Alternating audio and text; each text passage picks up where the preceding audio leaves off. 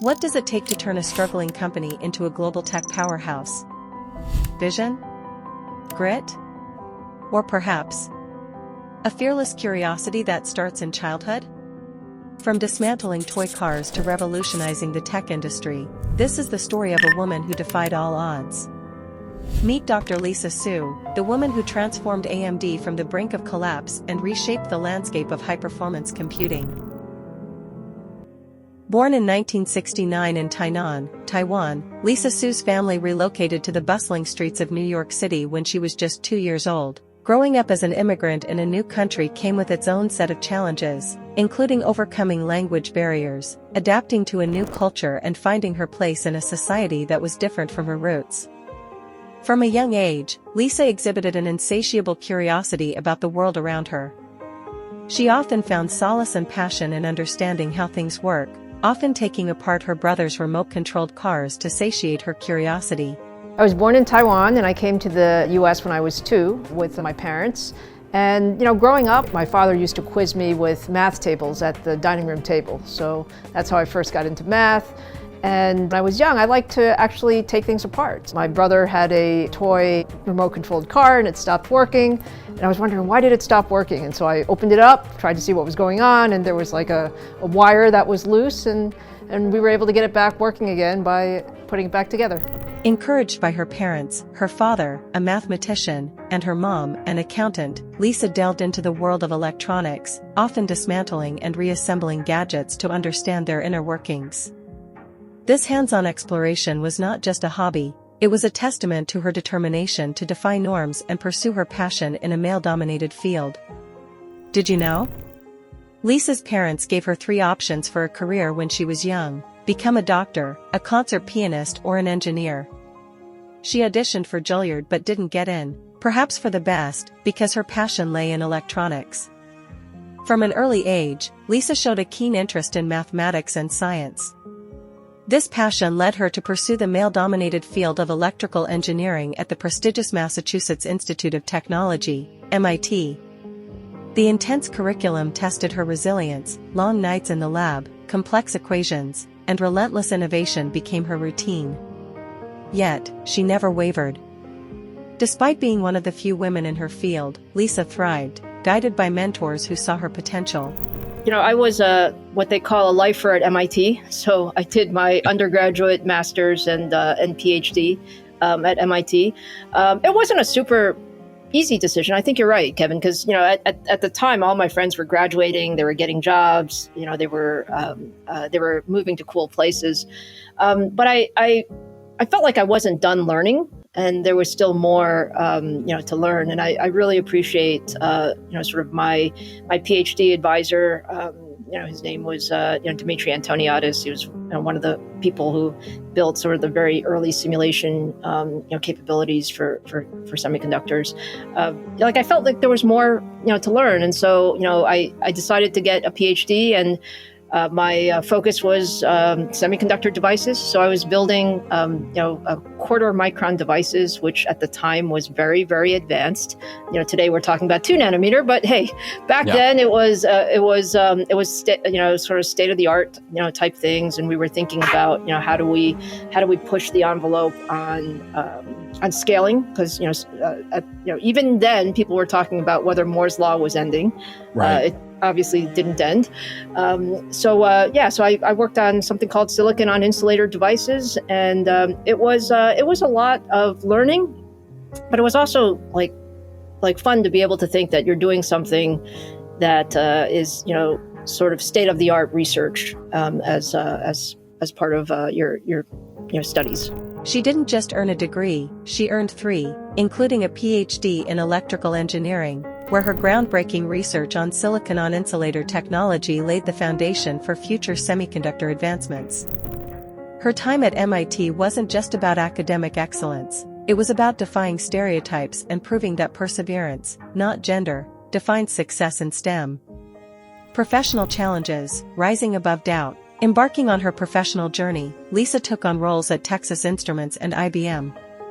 In these predominantly male environments, she often found herself as one of the few women in the room. Early in her career at IBM, Dr. Su led teams on critical projects despite being relatively young compared to others in similar roles. This required earning the trust and respect of more experienced colleagues. But Lisa's deep technical expertise and unwavering work ethic soon dispelled any doubts. During her 12 years in IBM, she led groundbreaking projects in semiconductor technology, earning respect and recognition. However, the path to success was not without obstacles. In meetings filled with experienced male engineers, Lisa often had to assert her voice and prove her worth through her actions. The pressure to outperform was immense, but she embraced it as a challenge rather than a setback. While some might have felt isolated in such an environment, Lisa focused on what she could control, her work. She spent long hours researching, innovating, and ensuring her contributions were undeniable. Did you know? Dr. Su is listed as an inventor or co-inventor on over 40 U.S. patents related to semiconductor design and technology, showcasing her deep technical expertise. AMD revival, leadership amidst adversity. In 2012, Lisa Su left a stable job in IBM to join AMD, a company in crisis, plummeting revenues, an eroding market share, and the looming threat of bankruptcy. Many believed AMD was past the point of saving, unable to compete with tech giants like Intel and Nvidia. The company was losing relevance, struggling to keep up in an industry driven by relentless innovation. But Lisa didn't see a sinking ship, she saw an opportunity for reinvention.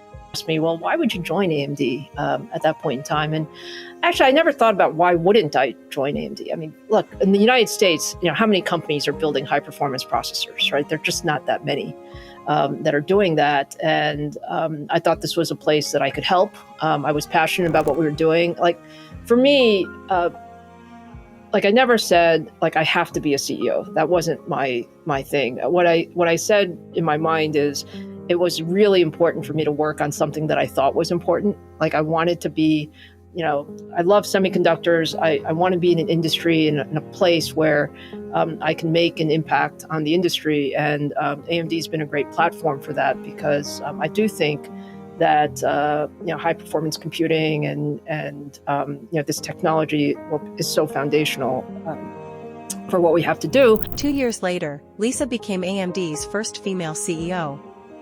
At that time, she was part of a mere 5% of women CEOs in S&P 500 companies.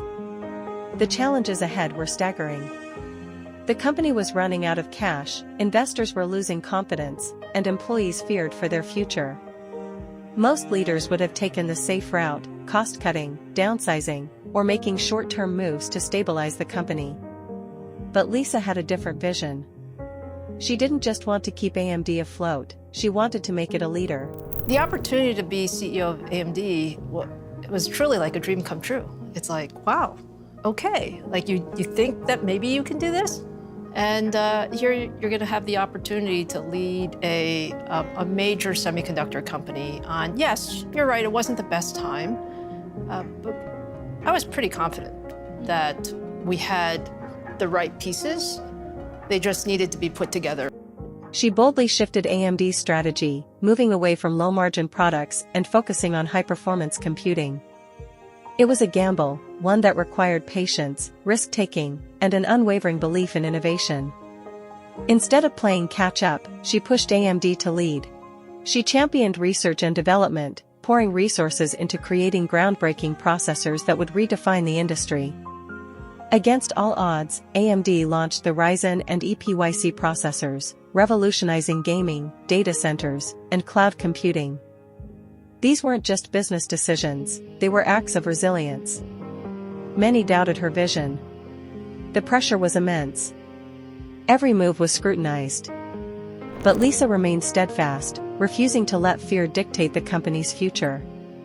By 2018, the results spoke for themselves. AMD's stock became the best performing in the S&P 500, surging from near collapse to dominance. She didn't just turn AMD around, she transformed it into a global powerhouse, proving that true leadership isn't about avoiding risks, it's about having the courage to take them. Did you know? Lisa loves fast cars, especially Porsches. She also names her cars after AMD product names. Because, well, she likes fast cars too. We have a lot of Porsches in our family. that's our thing. One of the things is all of my cars have like our product names on it. So I have a Ryzen, and I have an Epic, and I have a Radeon, and I have like an Epic 2. That's amazing. Yes. I heard there's an AMD color way. There is a color palette. The Epic color is graphite blue metallic, and it's a gorgeous color. And that's the color of your Porsche. It is. Lisa Su's proudest moment came when AMD built the world's fastest supercomputer, El Capitan, capable of performing over 2 quintillion calculations per second. Be ambitious in our goals and really try to solve some of the world's toughest challenges. So when you look at Frontier and when you look at participating with the Department of Energy and Oak Ridge National Labs and Cray in building the fastest supercomputer in the world, think about it. Over 1.5 exaflops using our CPUs, our GPUs, our technology, our software.